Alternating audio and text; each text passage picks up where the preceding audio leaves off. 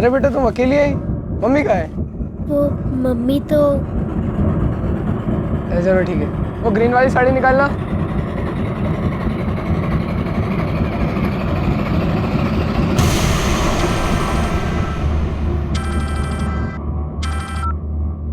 Hello. Hello mister Sameer, या मैं new dimension school से यहाँ का प्रिंसिपल बोल रहा हूँ। आयशा पिछले 3 दिनों से स्कूल नहीं आ रही है। Is everything all right? हाँ she is all right, but 3 दिन से स्कूल नहीं आ रही। यस, वो तो आज भी नहीं आई है। आपको नहीं पता? पर वो घर से तो स्कूल के लिए निकली थी। एक मिनट, मैं आपको बाद में फ़ोन करता हूँ, ठीक है? मैं ज़रा आयशा को पहले ढूंढता हूँ।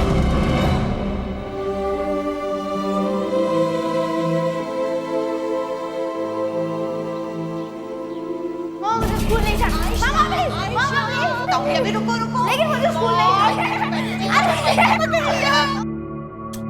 प्यारी लग रही है।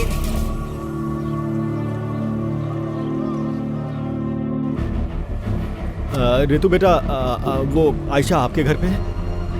नहीं, मैं आपसे बाद में बात करता हूँ।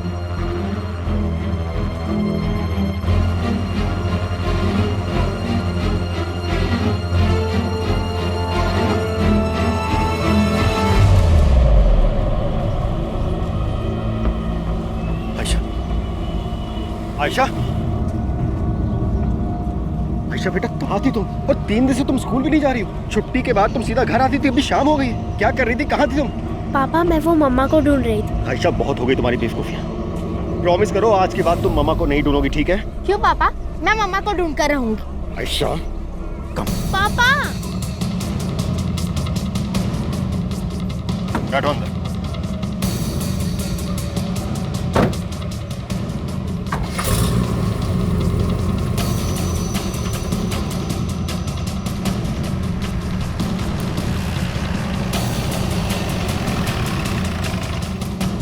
देखो, यहाँ थी तुम्हारी मम्मा। अपने हाथों से आग दी थी मैंने उसे। इसी चिता को जलाए थे, समझ गई तुम?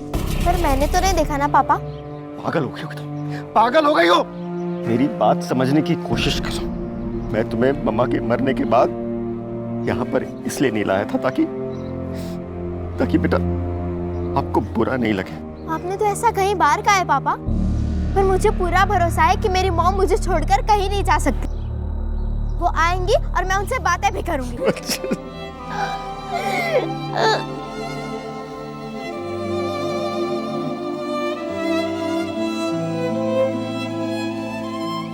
बेटा प्लीज। एक घटना घटती है लेकिन हर इंसान पर उसका अलग असर होता है। हम अपनी उम्र और अपनी सोच के हिसाब से उसका विश्लेषण करते हैं। 10 साल की आयशा की मां इस दुनिया में नहीं रही थी, लेकिन वो इस सच को स्वीकार करने को तैयार ही नहीं थी। बात तो छोटी सी थी, लेकिन अगर इस तरह की बात को वक्त रहते क्लियर नहीं किया जाए तो ये इंसान की पूरी पर्सनालिटी को चेंज कर देती है, और कभी कभी तो बड़े ही भयानक और नकारात्मक तरीके से। बच्चे जब कोई असामान्य सवाल पूछें या हरकतें करें तो उसे नजरअंदाज करने की बजाय उस बात की गहराई तक जाकर उसका उचित उत्तर देना ही सही होता है। समीर को चाहिए था कि वो आयशा को समय दे, उसकी बात को खुद समझे और उसे अपनी बात समझाए, लेकिन समीर तो अपनी ही उलझनों में उलझा हुआ था। बेटा कल हम लोग बेड़ा घाट चलते हैं। That is your favourite place ना?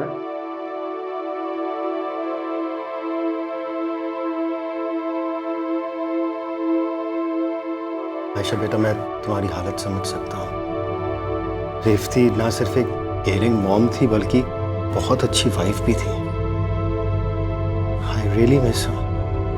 पर बेटा क्या कर सकते हैं, किस्मत में उसका साथ हमारे लिए बस इतना ही था।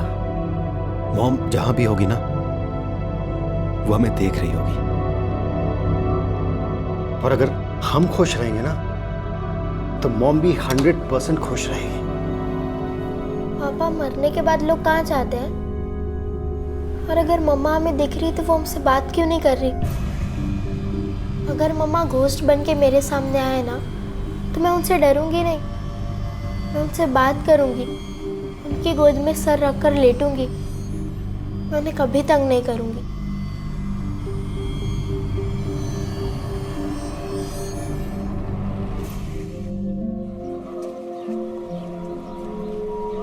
आयशा, मैं माला तुम्हारे पड़ोस में रहती हूँ। रेवती मेरी सहेली थी, वो अक्सर तुम्हारे बारे में बात करती थी। तुम्हें कस्टर्ड बहुत पसंद है ना? रेवती ने बताया था मुझे, मैं तुम्हें बना के खिलाऊंगी।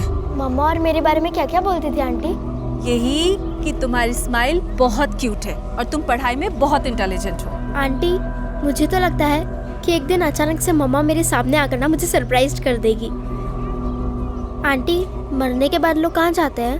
कहीं नहीं जाते बेटा, वो लोग हमारे आसपास ही रहते हैं और जिनसे वो लोग प्यार करते हैं उन्हें खुश देखकर खुश होते हैं और दुखी देखकर दुखी होते हैं। अच्छा, तुम चलोगी मेरे साथ? हाँ चलो।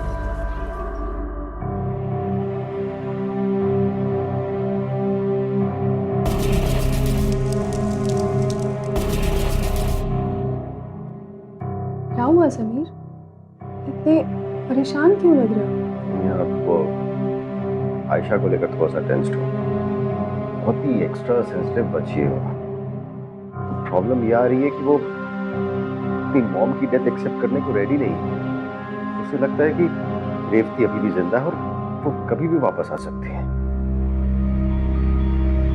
समीर, टेंडर एज के बच्चों में ऐसा होता है।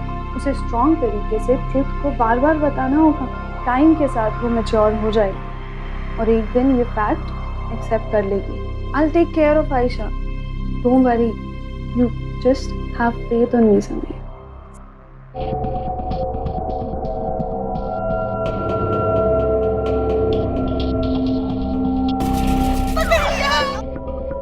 कितनी प्यारी लगती है।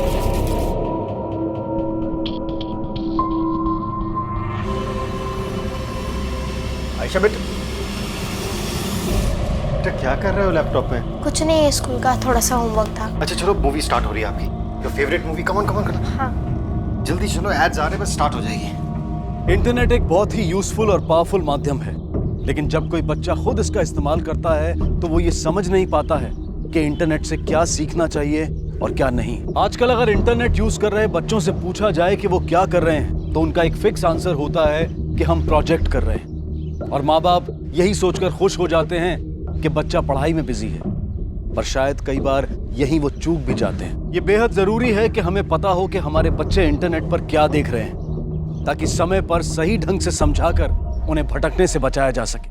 आयशा बेटा जल्दी रेडी हो ना।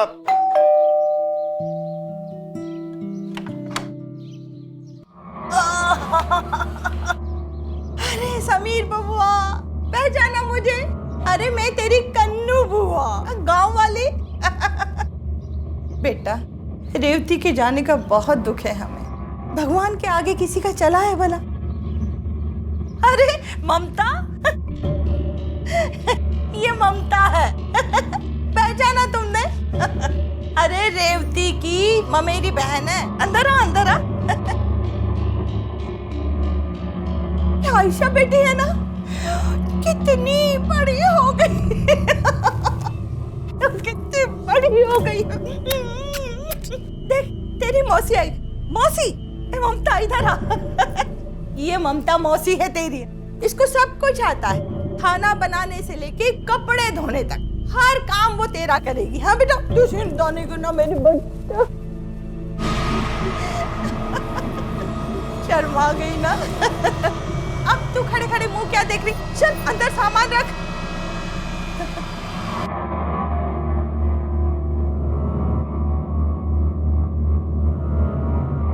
बड़ी सुशील है हमारी ममता।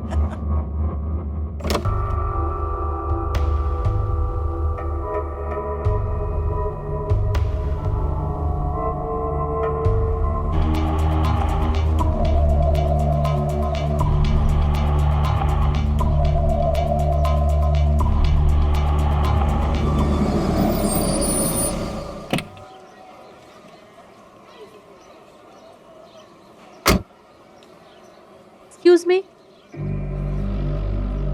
हाय। हाय। मैं माला, आपकी नेबर। आपने देखा होगा मुझे कभी, शायद नहीं देखा है। मैं ज्यादा बाहर नहीं निकलती, आदत ही नहीं है मेरी। I am sorry about your wife. आज आप ऑफिस से जल्दी आ गए? हाँ, वो हाफ डे था तो। आयशा मिलती है मुझे कभी कभी, बहुत दुख होता है उसे देखकर। इस एज में बच्चे बहुत सेंसिटिव होते हैं और वो तो रेवती से बहुत अटैच्ड थी। यस, रेवती को जानती हूँ मैं, बल्कि ऐसा भी कह सकती हूँ कि वो मेरी सहेली जैसी थी। प्लीज़ कभी किसी भी चीज़ की ज़रूरत हो मुझे कॉल करिएगा। जी, थैंक्स।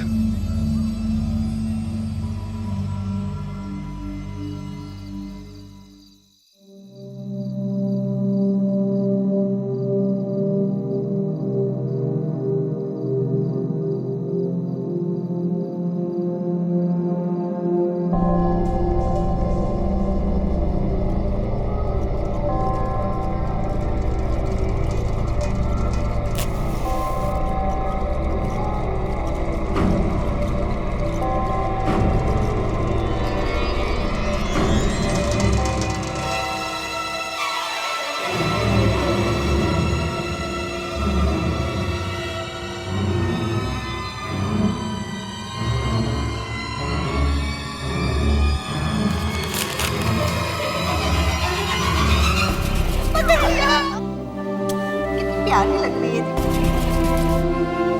मम्मा, आप मुझसे बात क्यों नहीं कर रहे हो मम्मा? प्लीज मुझसे बात करो। आपको पता है मैं आपका जन्मदिन उसी तरह मनाना चाहती हूँ जिस तरह आप मनाया करते थे।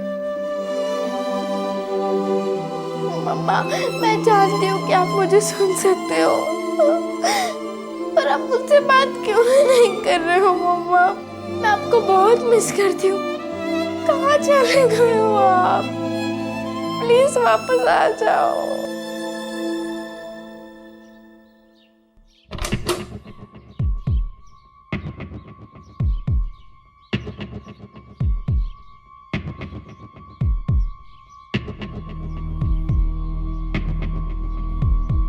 बुआ जी, बुआ जी,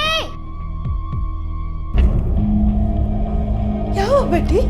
यहाँ पर मेरी माँ की तस्वीर लगाई थी ना, कहाँ है वो? अरे बेटा, मरे हुए इंसानों की तस्वीर कमरे में नहीं लगाते, अपशकुन हो जाता है। देख, मैंने और तेरी ममता मौसी ने तेरा कमरा अच्छा से सजा दिया।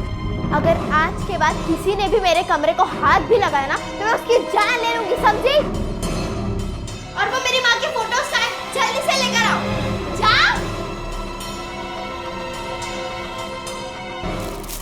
ये ले, जल्दी से निकाल।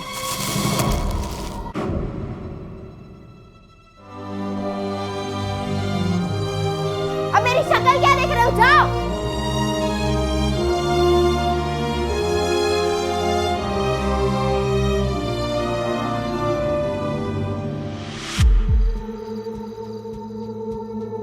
हैप्पी बर्थडे मम्मा। वैसे आपका बर्थडे तो कल है, पर 12 बज चुके हैं, मतलब कल आ गया।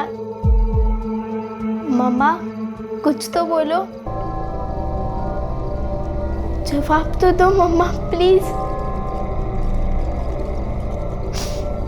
मुझे और कोई नहीं अच्छा लगता मम्मा। I miss you so much. Please मम्मा, कुछ तो बोलो। मेरी मानो तो उसे हॉस्टल में डाल दो। What are you saying, Sonia? Ayesha in hostel? It's impossible. मैं उसे कभी भी हॉस्टल में नहीं भेजूंगा। समीर, मैं कोशिश करती हूँ कि मैं उससे दोस्ती कर लूँ। इसी बहाने शायद वो कुछ ओपन अप हो जाए। I'll take care of her, Sameer. Don't worry. Thanks.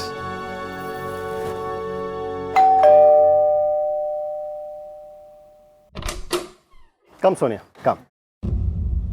कैसा मेरा बच्चा? आयशा, सोनिया आंटी। हाय बेटा। बेटा, ये मेरे साथ ऑफिस में काम करती हैं। आज रात हम लोग तीनों डिनर पे जाएंगे, ठीक है? मैं फ्रेश होकर आता हूँ। Just take care of her, okay? Come बेटा। आपके लिए मैं कुछ लाई हूँ। Chocolate? I don't like chocolates, मुझे कस्टर्ड पसंद है। Okay, no worries. Next time मैं आपके लिए कस्टर्ड खरीद कर लाऊंगी। अभी तो आप ये ले लो। आपको कस्टर्ड बनाना नहीं आता? Okay, I confess, you know, actually मैं किचन के काम में इतनी अच्छी नहीं हूँ। पर आयशा, मैं पूरी कोशिश करूंगी आपकी मम्मा की तरह खाना बनाने की। जैसे आपकी मॉम आपकी बेस्ट फ्रेंड थी ना, वैसे ही मुझे अपना दोस्त बना लो। I really want to become your friend Ayesha.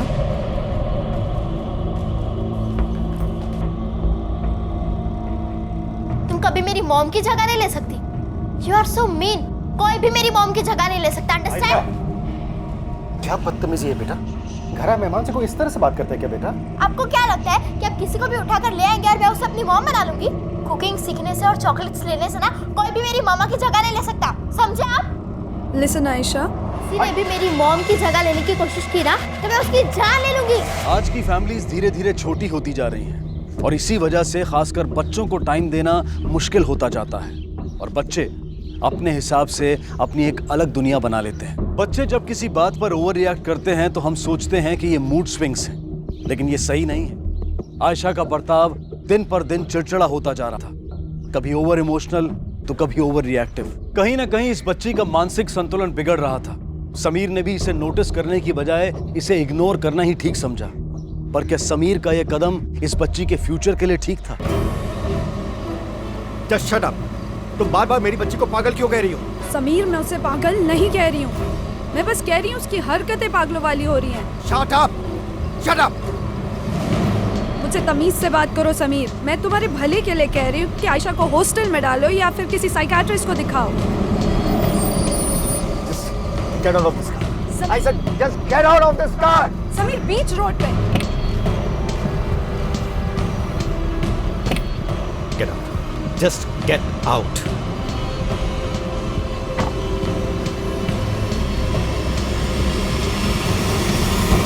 Sonia और समीर दोनों का मकसद नेक था, लेकिन अपनी बात रखने का तरीका गलत था। सोनिया किसी तरह समीर को कन्विंस करना चाहती थी कि आयशा को हॉस्टल में भेज दिया जाए ताकि उसे एक चेंज मिले और दूसरा माहौल मिले। उधर आयशा एक अलग ही मानसिक स्थिति में थी, जहां उसके हाथ मायूसी के अलावा और कुछ नहीं लगने वाला था।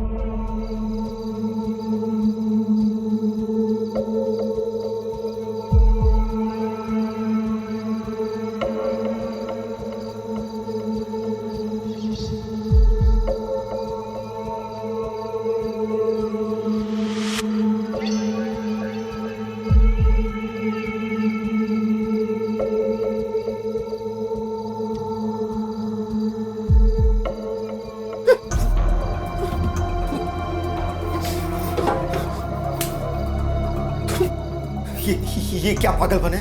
क्या करने की कोशिश कर रही थी तुम? हाँ? चुप, रुक जाओ। बुआ, बुआ! क्या हुआ बाबा, क्या हुआ? आप अभी के अभी इसे लेकर इस घर से बाहर चले जाइए, वरना आप दोनों को पुलिस के हवाले कर दूंगा। अरे इसको नींद में चलने की आदत है, वो इसी की वजह से कुछ हरकत कर दी होगी। माफी मांग, चल माफी मांग। Just get out of this house, वरना पुलिस तय करेगी कि इसे नींद में चलने की आदत है या नहीं। बबुआ, इतनी सी बात पर पुलिस की? अरे सुन तो बबुआ, सुन तो। समीर, सुन बबुआ, ये क्या कर रहे हो?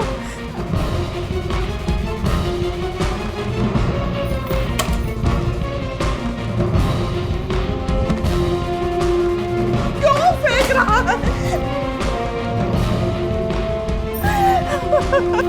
हे बबुआ, तू अपनी कन्नू बुआ से ऐसा नहीं कर सकता बबुआ, खोल दरवाजा।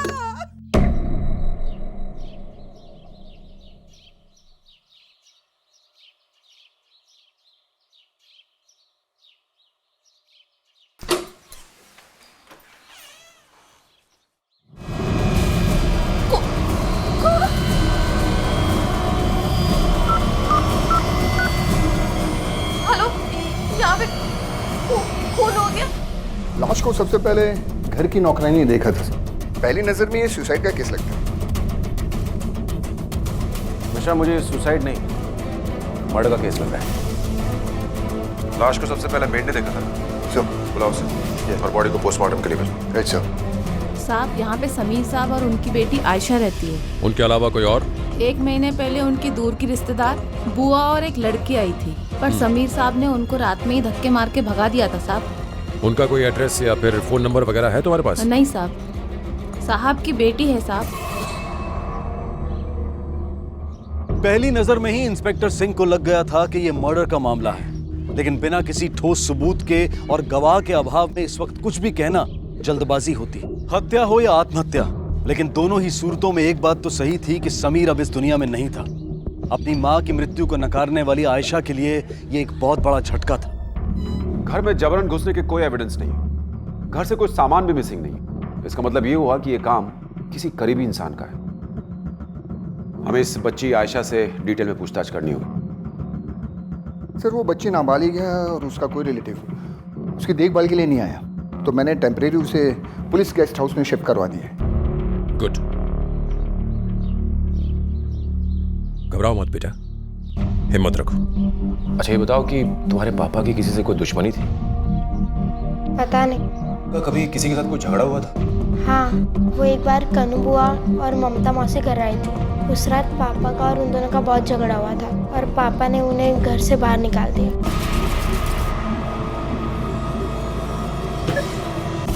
अच्छा, तुम्हारे पास इन दोनों का कोई एड्रेस है, फोन नंबर? नहीं, सिर्फ इतना पता है कि वो इंदौर की रहने वाली है। तुम्हारे घर में और कौन कौन आता था? एक बार माला आंटी आई थी। ये माला आंटी कौन है? पड़ोसी है, वो बहुत अच्छी है। उसके अलावा और कोई?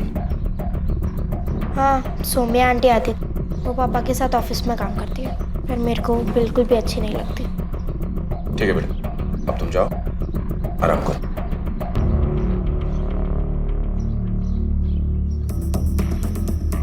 सलाम साहब। मीर साहब को पहचान तो? जी साहब। कौन कौन आता जाता है उनके यहाँ? साहब उनके यहाँ ज़्यादा लोग नहीं आते जाते, लेकिन उस दिन सुबह सुबह एक मैडम आई थी साहब। नाम क्या है उनका? साहब नाम तो याद नहीं है साहब। बिल्डिंग में कोई सीसीटीवी? साहब लगने वाले हैं साहब। तुम्हारी बिल्डिंग की लाइट अक्सर जाती है ना? जाती है, पर साहब जनरेटर होने के कारण कोई प्रॉब्लम नहीं होती।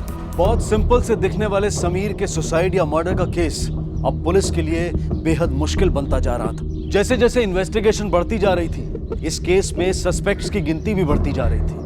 अब पुलिस के लिए जरूरी था ये पता लगाना कि अगर ये मर्डर था तो इसके पीछे का मकसद क्या था। सुनो, समीर रहते हैं, जानते हो उन्हें? जानते हैं, पर वो किसी से ज्यादा बात नहीं करते। हाँ, पहचानती तो हूँ, पर कभी बातचीत नहीं हुई।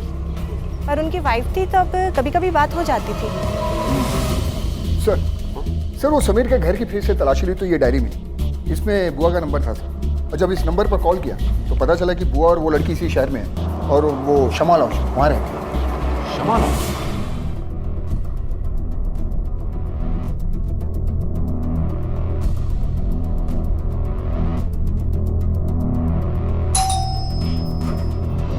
कौन है?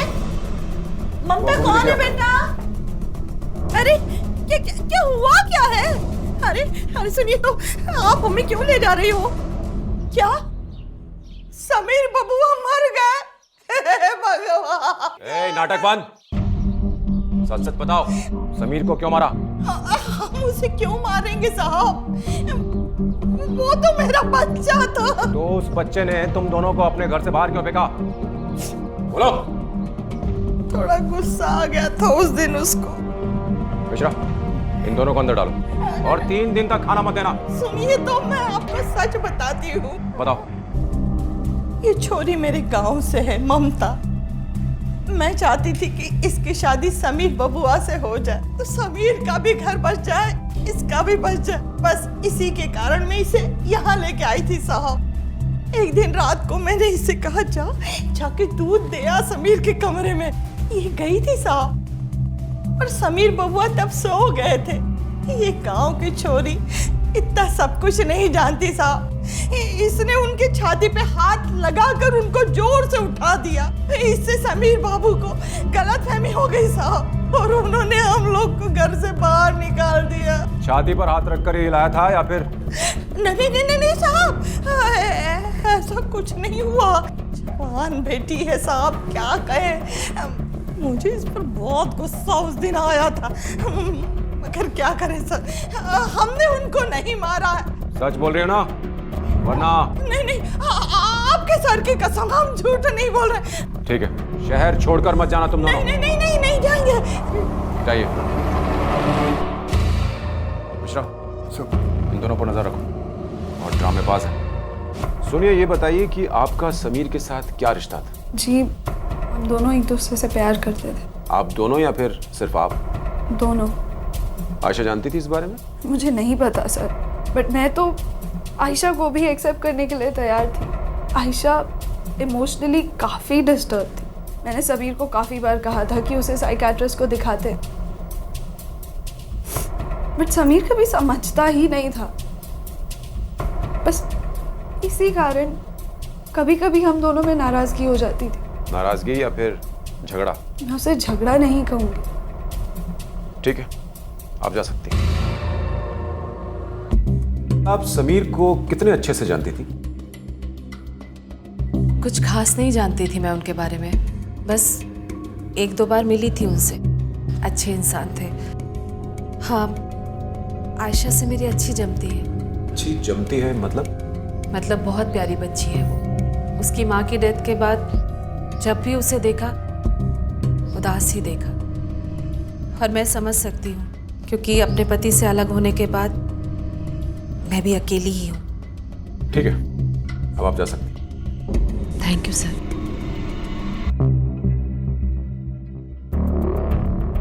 समीर के कॉल रिकॉर्ड्स के मुताबिक उसे रात 1 बजे सोनिया का कॉल आया था और आयशा ने हमें बताया कि लगभग 1 बजे के आसपास ही समीर घर से बाहर गया। इसके पूरे चांसेस हैं कि उस कत्ल की रात वो आखिरी बार सोनिया से ही मिलने गया। सोनिया को बुलाओ। सोनिया, कत्ल की रात इतना लेट तुमने समीर को फोन क्यों किया था? सर, मिलने के लिए। ऐसी क्या अर्जेंसी थी? सर, एक्चुअली मेरा और समीर का ऑफिस में बहुत बड़ा झगड़ा हो गया था। मुझे भी लगा कि शायद मैंने कुछ ओवर रिएक्ट कर दिया है। समीर का मोबाइल बंद था तो मैंने उसके लैंडलाइन पे कॉल किया। समीर प्लीज़ फ़ोन डिस्कनेक्ट मत करना। समीर प्लीज़, मैं जानती हूँ तो मुझसे बहुत गुस्सा हो Sameer, but please try and understand Sameer. मैं आयशा की दुश्मन नहीं हूँ समीर। आयशा बहुत अजीब बिहेव कर रही है समीर, और उसे साइकियाट्रिस्ट की ज़रूरत है। मैं तुमसे बहुत प्यार करती हूँ समीर। मैं प्रॉमिस करती हूँ कि मैं आयशा को भी। पापा घर पे नहीं है। मैंने जल्दबाजी में अपने अफेयर की सारी बातें बता दी, लेकिन वो कॉल समीर की बेटी आयशा ने उठाया था। लेकिन एक बात बताओ, जब तुमने फैसला कर ही लिया था तो फिर अगले दिन सुबह समीर से मिलने क्यों गई? वो एक्चुअली मुझे समीर के सिग्नेचर्स एक इम्पॉर्टेंट पेपर्स पे चाहिए थे। मैंने जल्द से जल्द ये शहर छोड़ने का फैसला कर ही लिया था, इसलिए समीर के जाने के बाद मैं पेपर्स लेकर उसके घर साइन करवाने गई। अच्छा, ये बताओ सोनिया कि तुम्हारी शादी क्यों टूटी?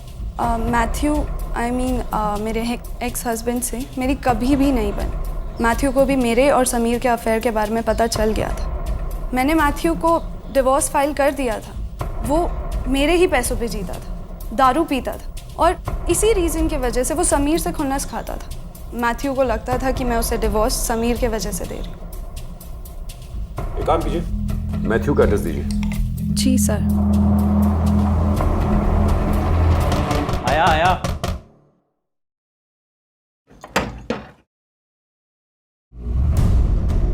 Mister Matthew. हाँ साहब, मैं ही हूँ। 26 फरवरी की रात तुम कहाँ थे? 26 फरवरी साहब घर पर ही था। समीर को जानते हो?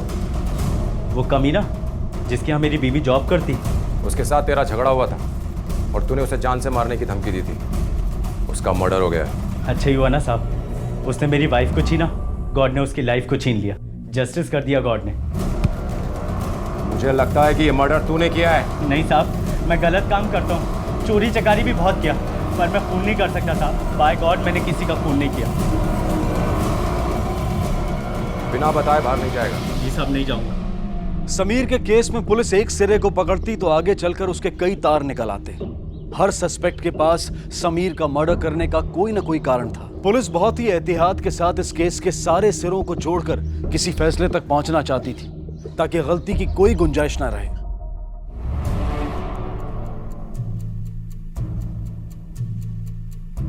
मिश्रा सर। मुझे लग रहा है कि ये लड़की आयशा कुछ छुपा रही है हमसे। जी सर। और सर, सोनिया ने यह भी कहा था कि वो आयशा कुछ अजीब सी बिहेव कर रही थी और उसे किसी साइकियाट्रिस्ट को दिखाने की बात कर रही थी। करेक्ट। ये लड़की आयशा सच में साइको होती जा रही थी या फिर ये सोनिया हमसे झूठ बोल रही है?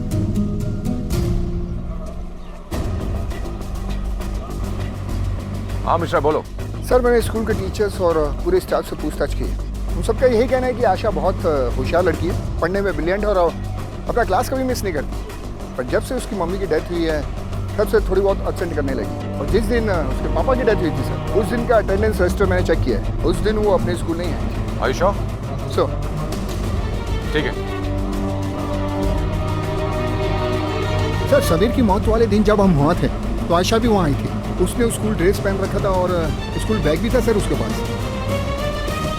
आयशा बेटा, तुम्हारे पापा के डेथ के दिन तुम अपने स्कूल क्यों नहीं गई थी? मैं स्कूल गई थी। बेटा तुम स्कूल नहीं गई। हम तुम्हारे स्कूल जाकर के तुम्हारा अटेंडेंस रजिस्टर चेक करके आए। इसलिए सच सच बताओ कि उस दिन तुम कहाँ गई थी? मैं अपने मम्मी पापा से बहुत प्यार करती हूँ। मुझे उनके पास जाना है। मुझे मेरे पापा के पास जाना है।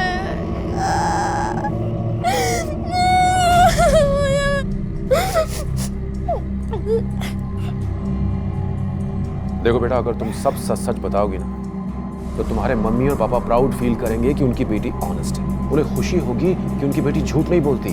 इसलिए हमें सब सच सच बताओ, उस दिन क्या हुआ था? कहाँ गई थी तुम? मैं उस दिन जानबूझकर स्कूल नहीं गई थी क्योंकि मुझे घर पर कुछ जरूरी काम था। मैंने वो काम रात में करने का ट्राई किया पर वो नहीं हुआ। मैंने सोचा एक बार दिन में ट्राई कर लेती हूँ, लेकिन से मैं वो काम करने वाली थी कि क्या है सब? क्या है ये सब? पापा वो मैं मम्मा से बात करने की कोशिश कर रही हूँ। मेरे पापा को मार डाला। I'm sorry पापा। I love you पापा। विशा, पोस्टमार्टम रिपोर्ट के मुताबिक घाव 7 इंच गहरा था। अब क्या एक बच्ची के लिए चाकू मारकर 7 इंच गहरा घाव देना मुमकिन है? सर फॉरेंसिक डॉक्टर ने भी ये कंफर्म किया है कि ये बात पे इम्पॉसिबल नहीं हो सकता। पर अगर हम आशा की बात कर रहे हैं तो सर थोड़ा मुश्किल जरूर है। और ऊपर से पहले ही वार में चाकू 7 इंच अंदर चला जाए, ये नहीं हो सकता सर। और एक बार चाकू जब उसने मारा हो उसके बाद अपने पापा के शरीर से निकलते खून को देखकर वो डरी नहीं, बल्कि उसने उस चाकू को और अंदर धकेला। सर आशा ने खुद कबूला कि उसी ने। हो सकता है उसने वही कबूला जो उससे कहा गया। मैं समझा नहीं सर। चलो माला जी, आपने बताया कि आयशा आपसे काफी बातें शेयर किया करती थी। जी हाँ। तो फिर आई एम श्योर वो घर भी आया करती होगी। हाँ, कभी कभी। अकेली थी ना, इसीलिए मैं खुद ही बुला लिया करती थी। कभी उसने आपको बताया कि वो ब्लैक मैजिक ट्राई कर रही थी अपनी माँ से बात करने के लिए? क्या ब्लैक मैजिक? नहीं, वैसे तो वो मुझसे कभी कुछ नहीं छुपाती थी, पर शायद ये बात इसलिए नहीं बताई होगी कि मैं ये सब सुनकर डांटूंगी उसे। ठीक है, हम बाकी की बातें आपसे पुलिस स्टेशन में करेंगे। क्या लेके चले गए? मतलब? आप कहना क्या चाहते हैं? आप ऐसे मुझे नहीं ले जा सकते। मेरी बात सुनिए आप। मैं जिससे सवाल करूंगा जवाब सिर्फ वही देगा। समझ गए आप दोनों? आयशा बेटा, जब तुमने अपने पापा पर चाकू से हमला किया उस वक्त तुम्हारी माला आंटी कहाँ थी? वो अपने फ्लैट में थी। तुम्हें कैसे पता कि वो अपने ही फ्लैट में थी? क्या माला आंटी ने तुम्हें ऐसा बोलने के लिए कहा? नहीं। तुम झूठ बोल रही हो। तुम अपनी माला आंटी को बचाना चाहती हो, इसलिए तुम झूठ बोल रही हो आयशा। Shut up. मैं झूठ नहीं बोल रही हूँ। माला आंटी तो पापा को बचाना चाहती थी। पापा, पापा, आई एम सो सॉरी पापा। मैं आगे से ऐसा कभी नहीं करूंगी पापा। प्लीज मुझे माफ कर दो पापा। किसी को बुला। हाँ।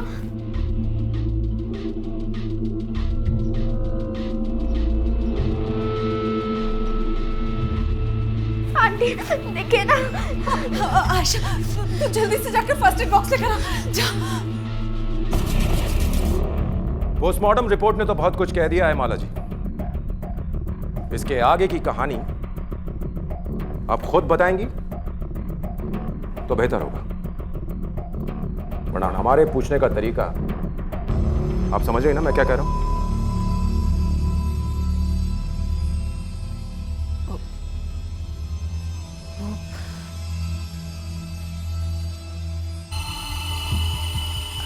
आयशा जब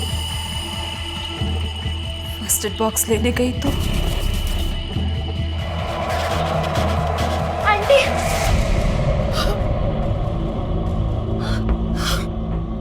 there is no more.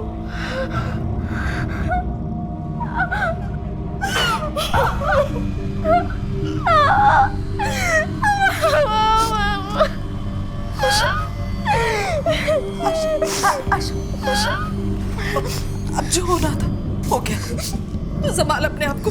हाँ? सुन, पहले पहले हम ये सब साफ करते हैं। हाँ?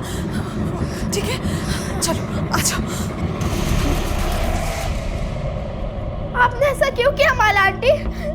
हाँ, मैंने तो आपको पापा को बचाने के लिए बुलाया था ना, और आपने उन्हें मार दिया। क्यों किया आपने ऐसा? बोलिए ना, आपने ऐसा क्यों किया? बोलो, क्यों मारा पापा को? क्यों किया? आयशा के इस सवाल का जवाब आप खुद देंगी माला जी, या फिर मैं उसे बताऊं? मेरा डिवोर्स हो गया था।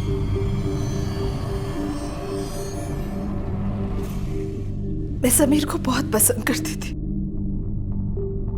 प्यार करने लगी थी उससे। जब मुझे रेवती के कैंसर के बारे में पता चला तो मैं समझ गई कि वो ज्यादा दिन जिंदा नहीं रहेगी। इसीलिए मैंने उससे दोस्ती का नाटक किया कि समीर के घर करीब जा सकूं। पर समीर मुझ पर कभी ध्यान नहीं देता था। रेवती के ना रहने के बाद भी समीर मेरे पास नहीं आया। वो सोनिया को पसंद करता था, मैं बर्दाश्त नहीं कर पा रही थी। मैंने सोनिया और समीर को साथ में देखा, मुझे बहुत तकलीफ हुई।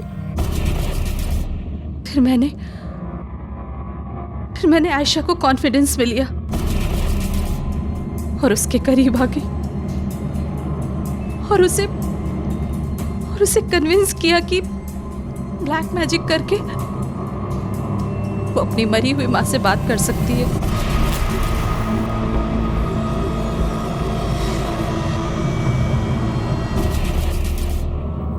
और उस दिन जब मैंने समीर के चेहरे पर दर्द देखा, मुझे बहुत अच्छा लगा और मैंने उसे मार दिया। लेकर जाओ ना।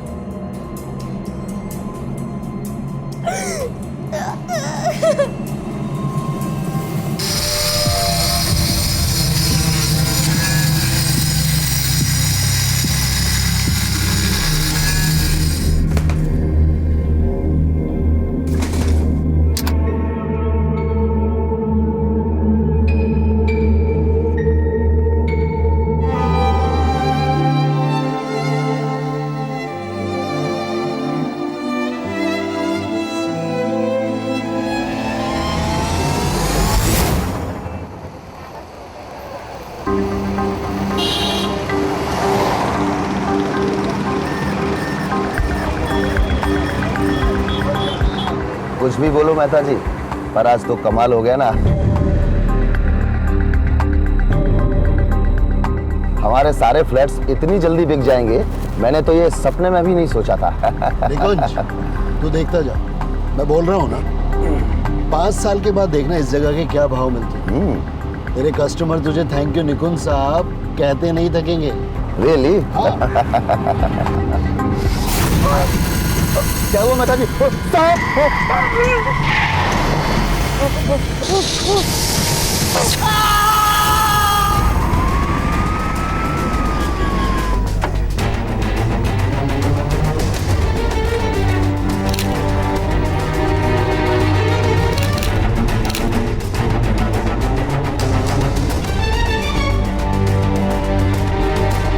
किसी को आते जाते देखा था? कोई और था यहाँ पर? नहीं साहब, मैंने तो किसी को आते जाते नहीं देखा। हाँ, सुबह जब मैं खेत से निकला तो यहाँ खड़ी गाड़ी देखकर मैं रुक गया।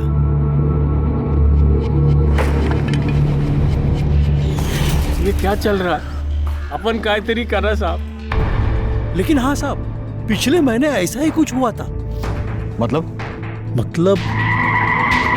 एक चलती गाड़ी में सांप के काटने से पति पत्नी की मृत्यु हो गई। पाटिल,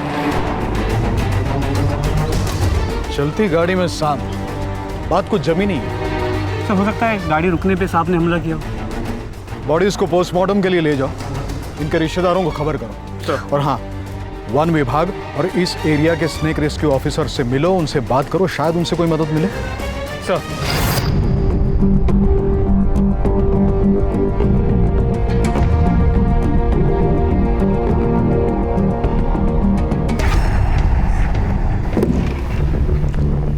सर, वन विभाग और स्नेक रेस्क्यू ऑर्गेनाइजेशन दोनों का एक ही कहना है, वारजे एरिया में जहरीले सांपों का पाया जाना काफ़ी रेयर है, क्योंकि यहाँ की मिट्टी में ऐसे सांप मिलते नहीं। अगर ऐसा है तो फिर यहाँ पर ये सांप कहाँ से और ये लोगों पर हमला क्यों कर रहे हैं? शायद अपनी ज्यादा दुश्मनी निकाल रहा है। काय पाटिल।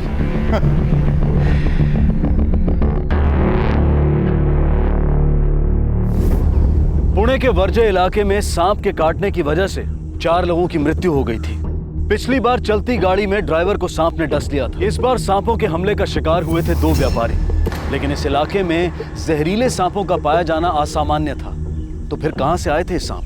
दोनों घटनाएं असामान्य और चौंका देने वाली थी। आसपास में रहने वाले लोगों का डरना स्वाभाविक था। पुलिस ने अपनी तहकीकात शुरू कर दी। सर, मैं तो निकुंज मेरी कंपनी में काम करते थे।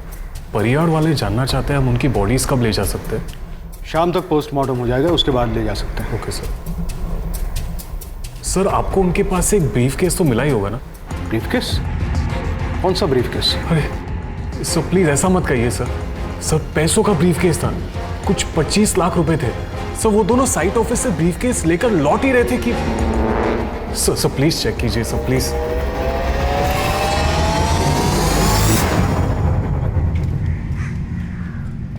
सर ये उस हाईराइज कंस्ट्रक्शन साइट ऑफिस की सीसीटीवी फुटेज।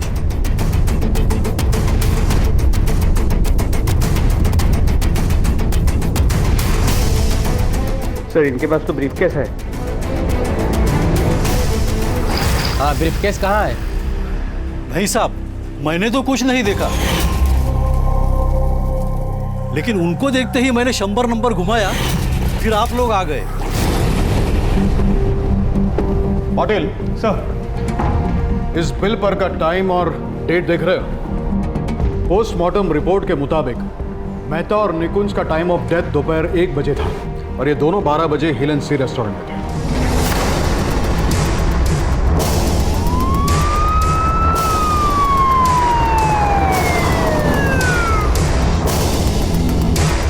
परसों सुबह ये लोग तेरी टेबल पे आए थे ना? हाँ साहब, ये दोनों मेरी टेबल पे थे। बस क्या बात है, एक ही दिन में 3 बुकिंग। अच्छा तू मीठे में क्या खाएगा? जो भी आप प्यार से खिला दो।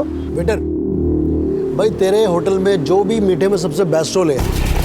उस दिन उनके पास कोई ब्रीफकेस या कोई बैग था? साहब अब इतना कहाँ आते रहता है? सीसीटीवी कैमरा है ना? जी हाँ। फुटेज दिखाओ। जी सर।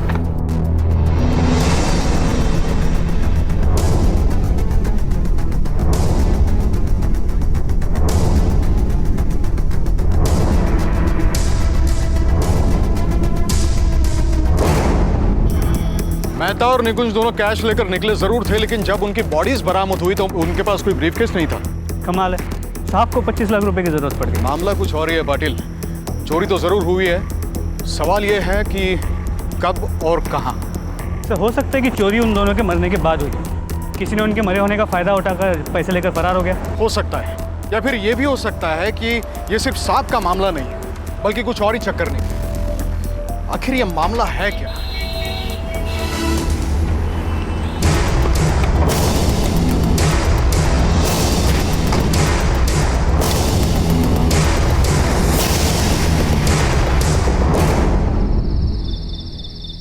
समय ले रहा है एक लंबी उड़ान और ला रहा है एक नया।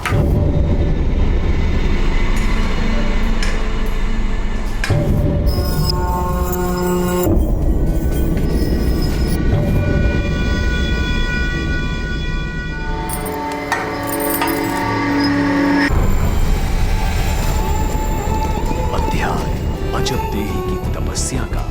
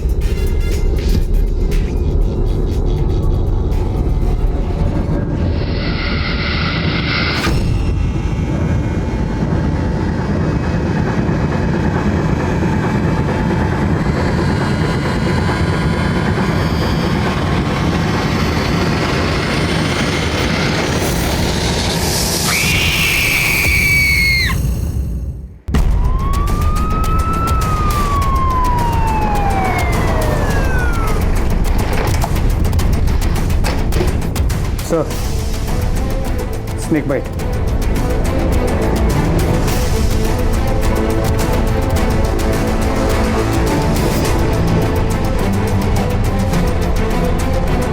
सर, ये भी स्नेक बाइट। पाटिल, पूरा घर छान मारो, देखो कोई चोरी तो नहीं हुई है। सर,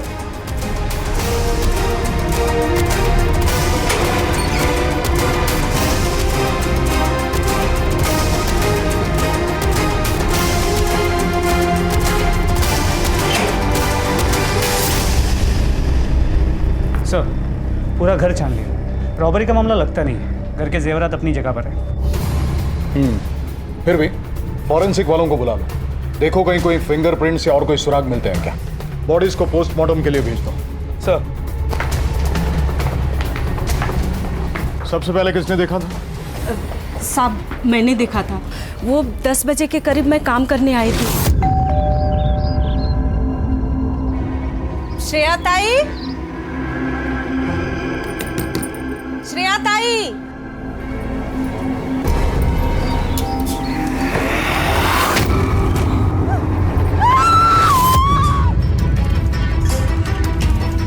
तुम्हें थाने आना पड़ेगा। पाटिल, इनसे स्टेटमेंट दे। सर, इनको थाने लेके आओ।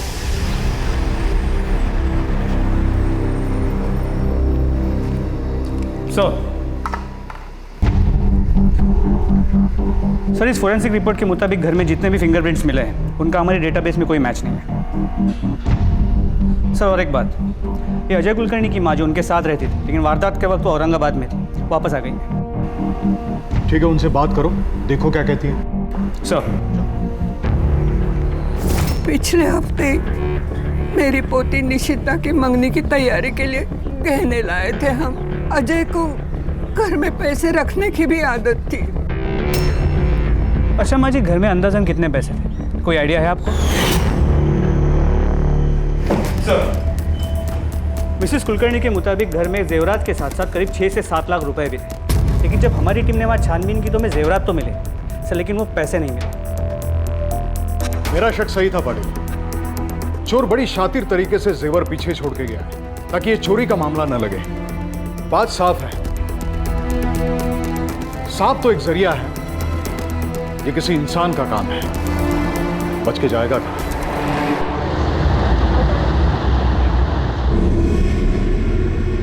सांपों का क्या है, जीना मुश्किल हो गया है। पहले तो रास्ते में मिल रहे थे, अब घर में घुसने लगे हैं। अरे मैं कह रहा हूँ ना, जब से पिछली बार में शिव मंदिर टूटा है ना, तभी से यह सब हो रहा है, सांपों का प्रकोप। जब तक ये शिव मंदिर बनेगा नहीं ना, तब तक ऐसा ही चलता रहेगा, देखना। पाटिल, कॉज ऑफ डेथ तीनों का सेम है, पर अजय कुलकर्णी की बॉडी पर हाथापाई के निशान पाए गए। निशिता कुलकर्णी की हत्या करने से पहले उस पर रेप किया गया। लेकिन जब हम वहाँ गए तो निशिता या उसके कमरे को देख के हमें ऐसा नहीं लगा कि वहाँ पे रेप हुआ हो। चोर बड़े होशियार है पाटिल, किसी को शक ना हो इसलिए निशिता का रेप करने के बाद वैसे ही बिठाया जैसे वो थी। और ये सब लोग सांपों का इस्तेमाल करके ये सब कारनामे कर रहे हैं। ये तीनों केसेस एक दूसरे से जुड़ी हुई हैं। हो ना हो इन सब के पीछे किसी एक आदमी या किसी गिरोह का हाथ है। पाटिल, अपनी टीम को बुलाओ, कल सुबह मीटिंग रखो। सर,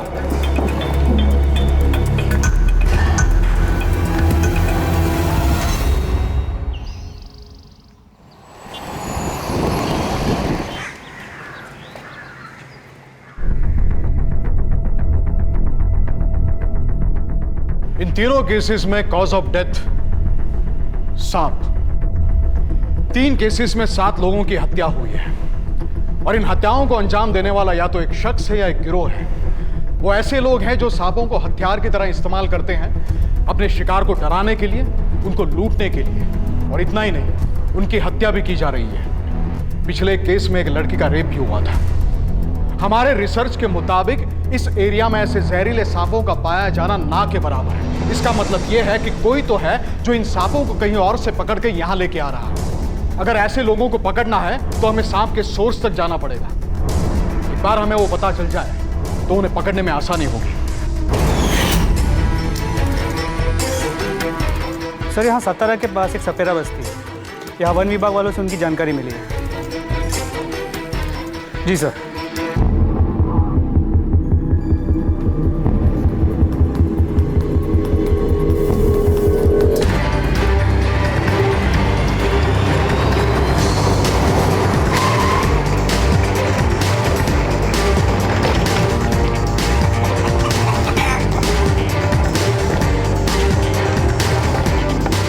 तूने देखा था सांप वाले को? उसके पास काले काले सांप थे। साहब मैंने यहाँ किसी सांप वाले को नहीं देखा।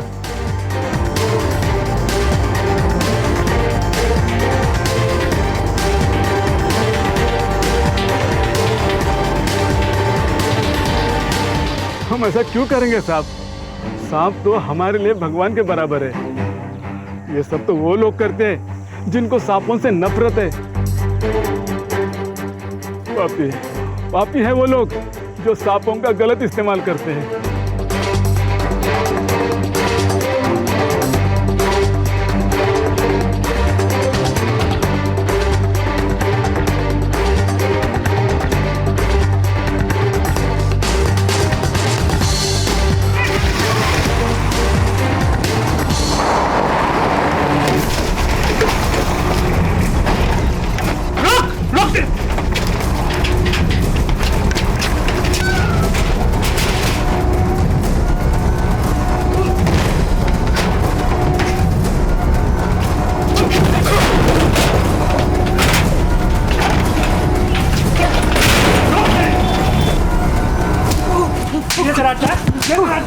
देख, तेरे इन सारे गैर कानूनी धंधों के बारे में अच्छी तरह जानता हूँ। ये सांप की केचुली बेचना, सांप का जहर बेचना, अगर चाहूँ तो अभी के अभी तुझे लंबे के लिए अंदर कर सकता हूँ। तेरी भलाई इसी में है कि हमारे साथ कोऑपरेट करे। सब मारो मत सब, मैं सब कुछ सच सच बताता हूँ। साहब सब कसम से बोलता है साहब। अपन सिर्फ सांप को लेता था और फैक्ट्री वाले को बेच देते थे साहब। अब क्या करेगा साहब, गरीब आदमी है, दाल रोटी के लिए करना पड़ता है ना साहब। अब दोबारा कभी नहीं करेगा, कसम से दोबारा कभी नहीं करेगा ऐसा अपन। सर ये तो कुछ बता ही नहीं रहा। सांपों को लेकर आम आदमी के मन में एक अलग धारणा है, जिसकी वजह से लोग उनसे डरते हैं, क्योंकि समाज ने जहरीले सांपों का एक खौफनाक चित्र बना रखा है। लेकिन सांपों के बारे में जानकारी रखने वाले लगभग सभी लोगों का यह कहना है कि सांप इंसान को तब तक नुकसान नहीं पहुंचाता जब तक उसे अपनी जान पर खतरा नजर ना आए। कई लोग ऐसे होते हैं जो सांपों का गलत काम के लिए इस्तेमाल करते हैं, लेकिन इस केस में तो सांपों को हथियार की तरह से इस्तेमाल किया गया था। इस केस की तह तक जाने के लिए पुलिस ने सांपों से जुड़े कई अवैध धंधों का पर्दाफाश किया, लेकिन चूहे बिल्ली के इस खेल में, इस स्नेक गैंग को पकड़ने में पुलिस अब तक असफल थी। कौन थे ये लोग जो इतने खौफनाक तरीके से लोगों को मार रहे थे? आखिर कितने और लोग इस खेल का शिकार होने वाले थे?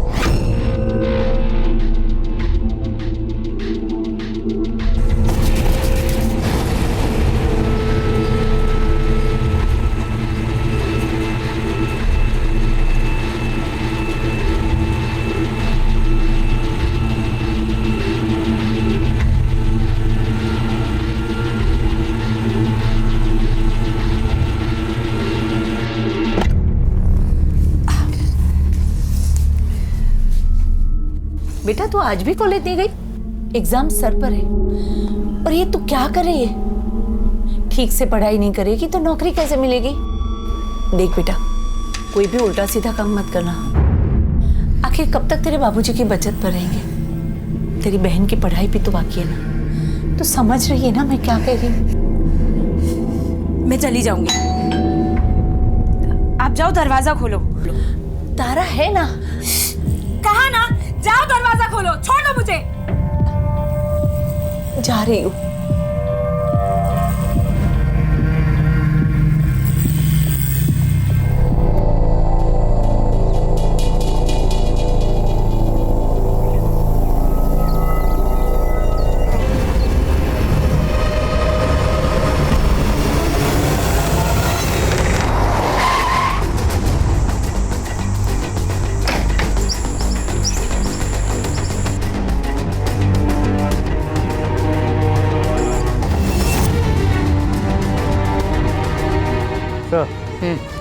रोहन गुप्ता नाम है। कम से कम 4-5 दिन पहले इसकी मौत हुई होगी। पाटिल, बॉडी पोस्टमार्टम के लिए भेज दो और इसके घर वालों को ट्रेस करो। सर एम्बुलेंस बुलाओ।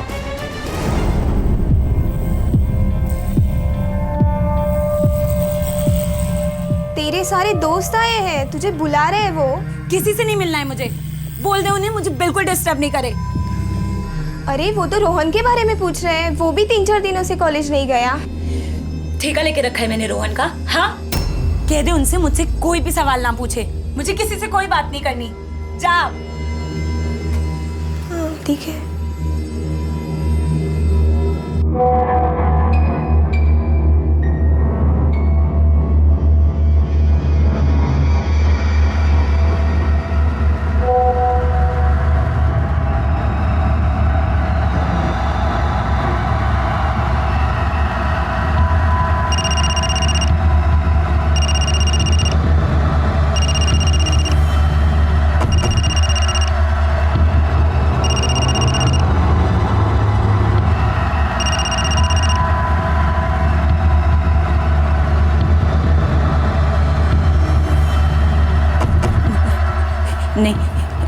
नहीं, आप कुछ मत करो प्लीज, मैं आती हूँ।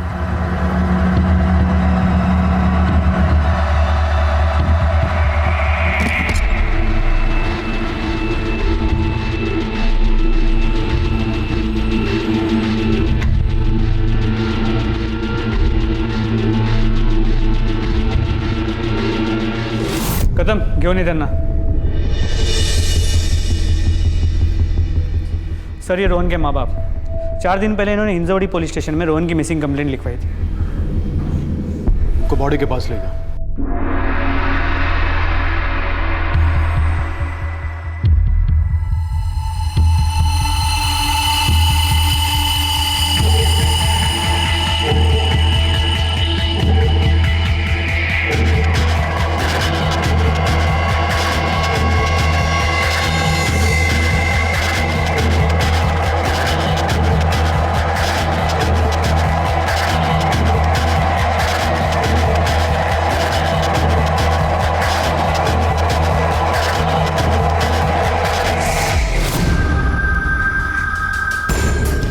सर, रोहन की पोस्टमार्टम रिपोर्ट।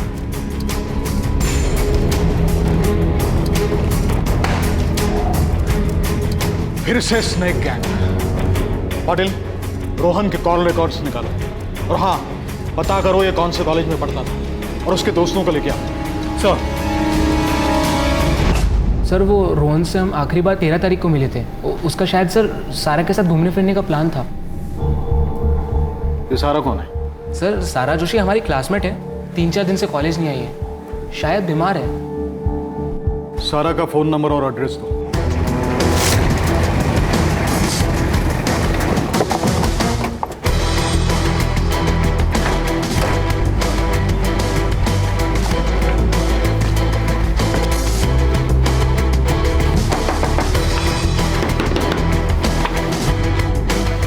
सारा यहीं रहती है? जी हाँ। Police inspector Gawde. सर, मैं और रोहन साथ ही में थे। फिर हमने खाना खाया और उसने मुझे घर छोड़ दिया। उसके बाद मुझे नहीं पता कि वो कहाँ गया। मैं तो करीब 9:30 बजे घर आ गई थी। फिर मुझे नहीं पता।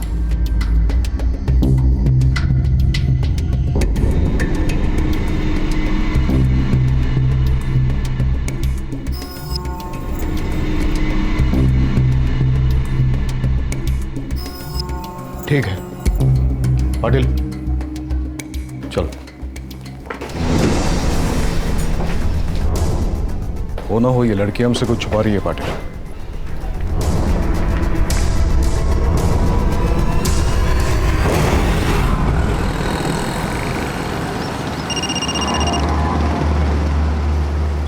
हाँ हाँ।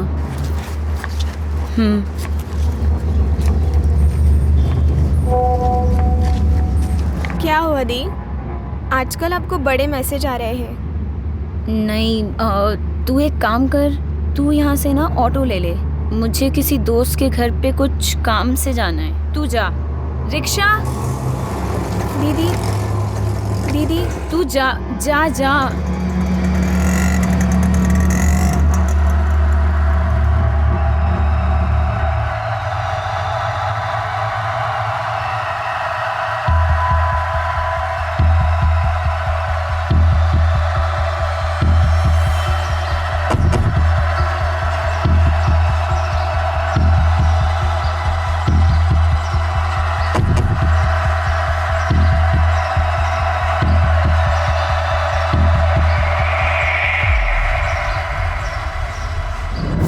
छोड़ो मुझे, छोड़ो मुझे, तुम्हारे साथ वो लड़की कौन थी?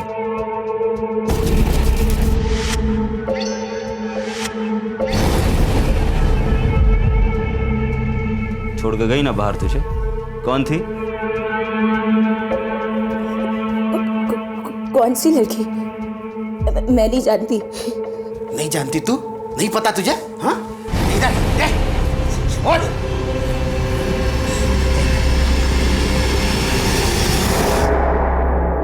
अगली बार ये भी चाहिए हमें, समझी? प्लीज उसे कुछ मत करना। कुछ किया तो नहीं, लेकिन बहुत कुछ कर सकते हैं। जैसे कि तेरी फिल्म, तू जहां बोलेगी ना वहां चला देंगे। बहुत मस्त बनी है।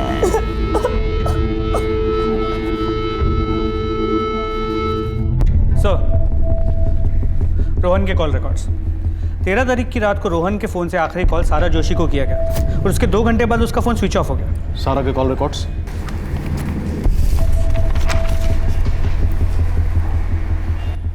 ये देखो पाटिल, रोहन का लास्ट लोकेशन और उसी वक्त सारा का लोकेशन दोनों सेम है, रांझनवाड़ी। इसका मतलब ये है कि रोहन की हत्या के दौरान सारा वहां मौजूद थी। ये लड़की जरूर हमसे कुछ छुपा रही है पाटिल।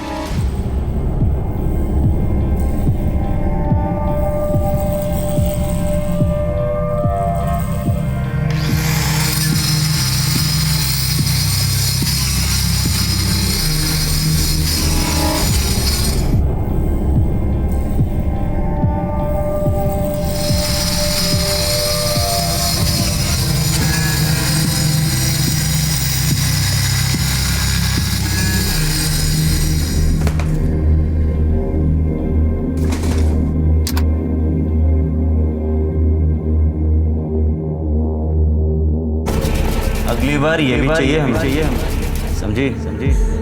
बहुत कुछ कर सकते हैं। जैसे कि तेरी फिल्म, तू जहां बोलेगी वहां चला दे। बहुत मस्त बनी है। कोई भी उल्टा सीधा काम मत करना। आखिर कब तक तेरे बाबूजी की बचत पर रहेगी? तेरी बहन की पढ़ाई भी तो बाकी है। तो समझ रही है ना मैं क्या कह रही हूँ?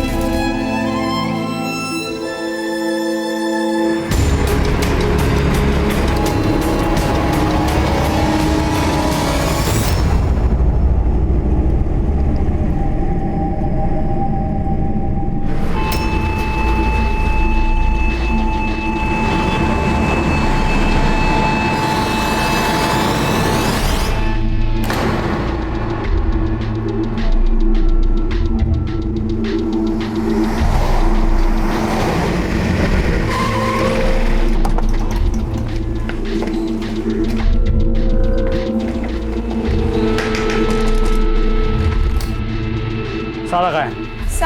सारा अंदर है।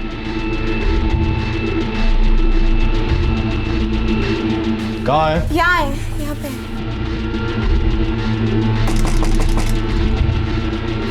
पाटिल। ए सावन! ए कोई पानी लेके आओ।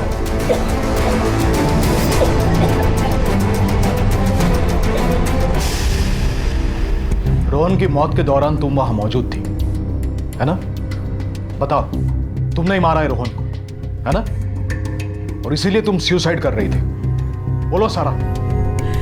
नहीं सर, मैंने रोहन को नहीं मारा। मैंने रोहन को नहीं मारा।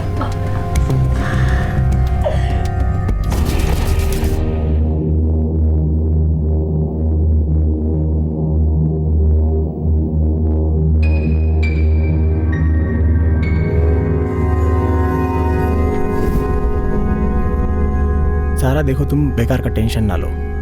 बस एक बार मेरा जॉब लग जाए ना, उसके बाद तुम्हारी माँ और बहन दोनों के सारे देख रेख की जिम्मेदारी मेरी। आज की पिक्चर कितनी बोरिंग थी ना। क्यों? मुझे तो बड़ा मजा आया। अच्छा, तुम पिक्चर देख भी रहे थे?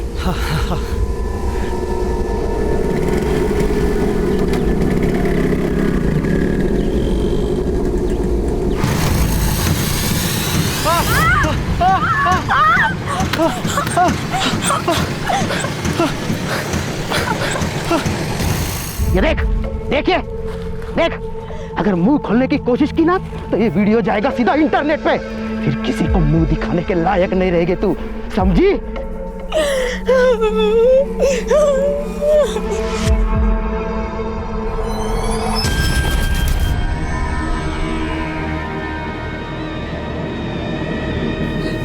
और फिर वो मुझे फोन करके फ्लैट पे बुलाने लगे। मैं कुछ नहीं कहती और वो बार बार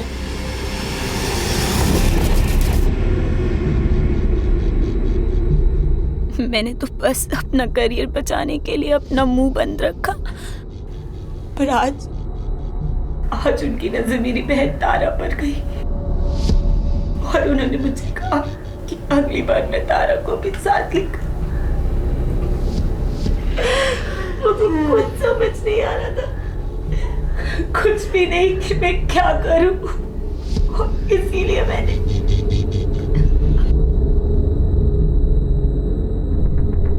तुम्हारा फोन दो।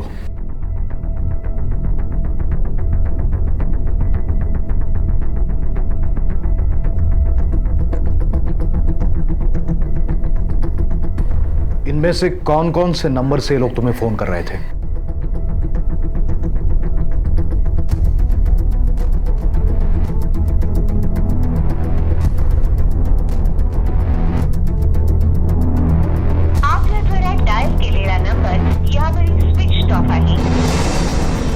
दूसरा नंबर,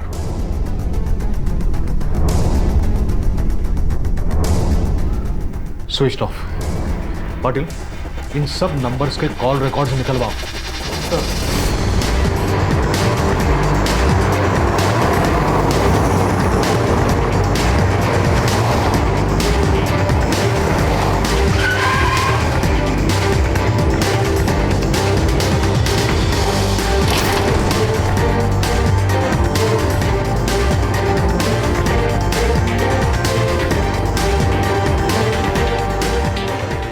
Click this.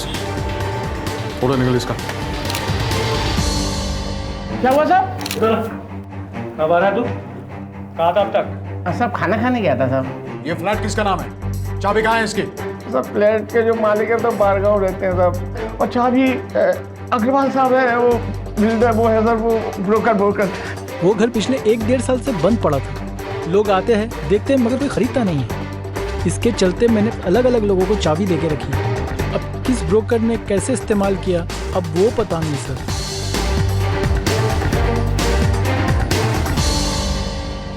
सर, सारा को जिन नंबर से फ़ोन आते थे उनके डिटेल्स मिल गए। ये सारे कॉल्स खाचा सिम कार्ड से किए गए। सर, ये सिम कार्ड उन लोगों के नाम पे रजिस्टर्ड है जो मर चुके हैं या एग्जिस्ट ही नहीं करते। कुछ तो याद होगा उनके बारे में। थिंक सारा कुछ।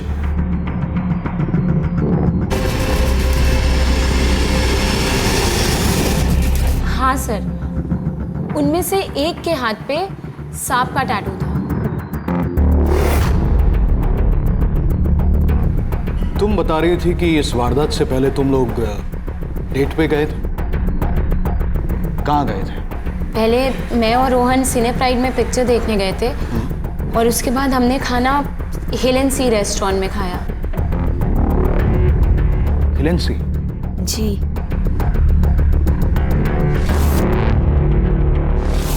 पाटिल, ये स्नेक गैंग केस में जितने भी विक्टिम्स हैं उन सब के bank statement, credit card statement के सब रिकॉर्ड्स निकालो। जाओ। सर,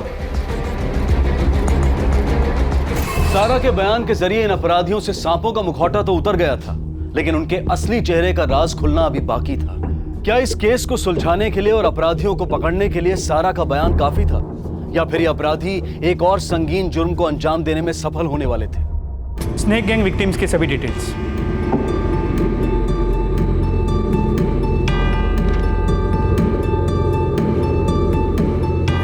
क्या जबरदस्त कोइंसिडेंस है पाटिल। ये सारे विक्टिम्स रोहन, मेहता, निकुंज मरने से पहले एक बार हिल एंड सी रेस्टोरेंट में गए थे। स्नेक गैंग वाला जो भी है, हो ना हो, या तो वो हिल एंड सी रेस्टोरेंट के अंदर है या फिर आसपास से ऑपरेट कर रहा है। सर, अब आगे क्या करें?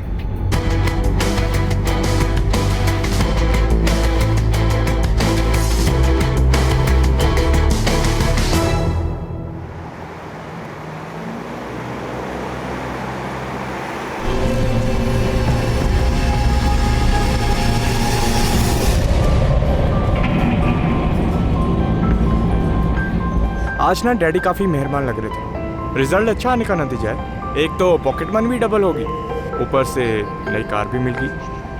अच्छा, तो मुझे क्या दिलवाने वाले हो? तुम ना बस हुक्म करो, जो तुम्हें चाहिए वो दिलाता हूँ।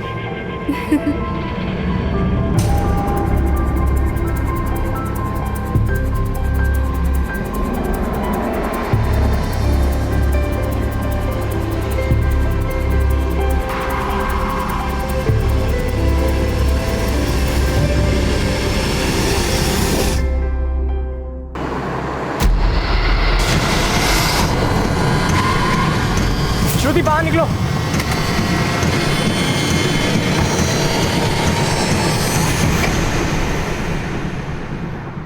Hello, please please stop, please stop.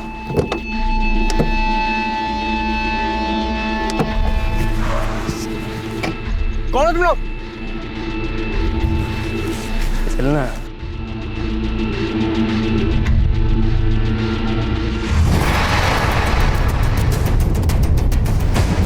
अबे चलना।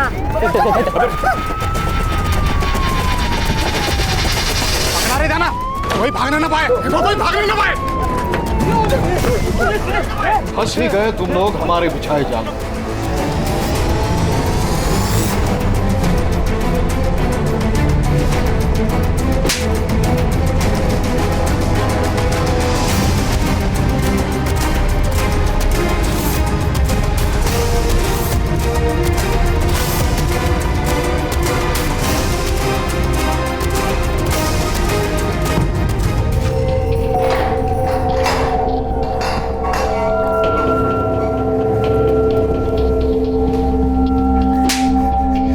सारा, यही है वो तीनों।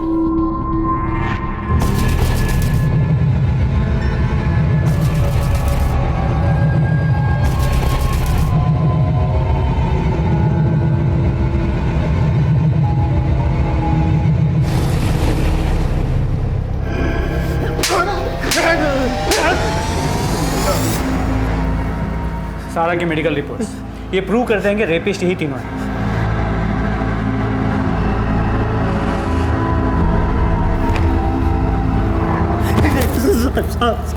हमारे पास तुम्हारे खिलाफ इतने सबूत हैं कि तुम्हें फांसी के फंदे से कोई नहीं बचा सकता।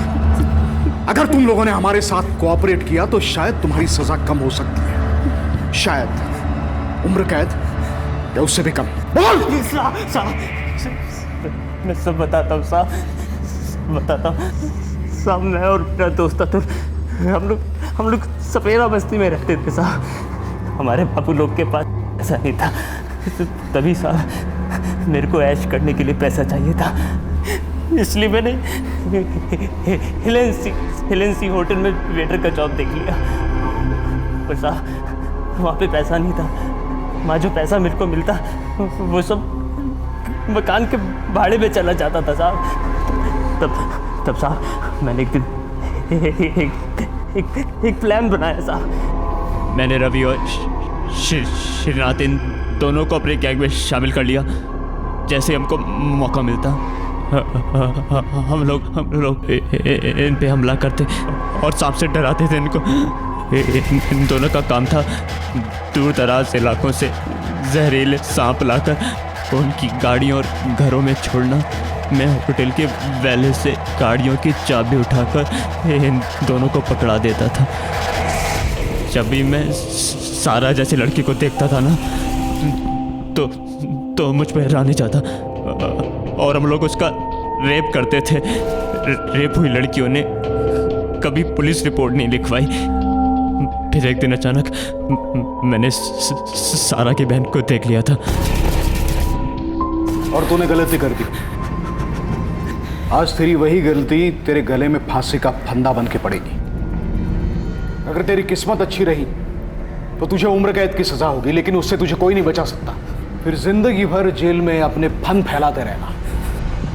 घनश्याम और उसके दोस्तों ने इंसानियत की सारी हदें पार कर दी। उन्होंने ना सिर्फ लोगों की हत्या की बल्कि बलात्कार जैसा घिनौना अपराध भी किया। अपने जुर्म को अंजाम देने के लिए उन्होंने अबोध जानवरों को अपना हथियार बनाया, उनका इस्तेमाल करके उन्हें अपना गुलाम बनाया। ये पशु क्रूरता के सबसे घिनौने अपराधों में से एक है। घनश्याम और उसके दोस्तों पर आईपीसी की धारा 302, 120B, 376D और 392 के तहत हत्या, क्रिमिनल कॉन्स्पिरेसी, गैंगरेप और रॉबरी के चार्जेस लगाए गए हैं। जल्द ही उन्हें कड़ी से कड़ी सजा मिलने की उम्मीद है। कई बार ऐसा होता है कि हम बड़ी बेफिक्री से पब्लिक प्लेसेस में अपनी निजी बातचीत करते हैं। हमें लगता है कि हमारी ये बातचीत कोई नहीं सुन रहा होगा, लेकिन ऐसा जरूरी नहीं है। घनश्याम ने लोगों की इसी लापरवाही का फायदा उठाया। इसी तरह से कोई आपका भी फायदा उठा सकता है। इसलिए ये बेहद जरूरी है कि अपनी निजी बातचीत करते वक्त, खासकर पब्लिक प्लेसेस में, हमेशा चौकन्ने रहें। इसी विचार के साथ मैं अनूप सोनी आपसे विदा लेता हूं। फिर मुलाकात होगी अगले एपिसोड में और खुलासा करेंगे एक और जुर्म का। तब तक अपना और अपने परिवार का ख्याल रखें और देखते रहें क्राइम पेट्रोल डायल 100। सबक एक को सीख हम सबको। जय हिंद। क्राइम पेट्रोल के और भी दिलचस्प कहानी देखने के लिए हमारे चैनल को सब्सक्राइब करें और बेल आइकॉन दबाना न भूलें।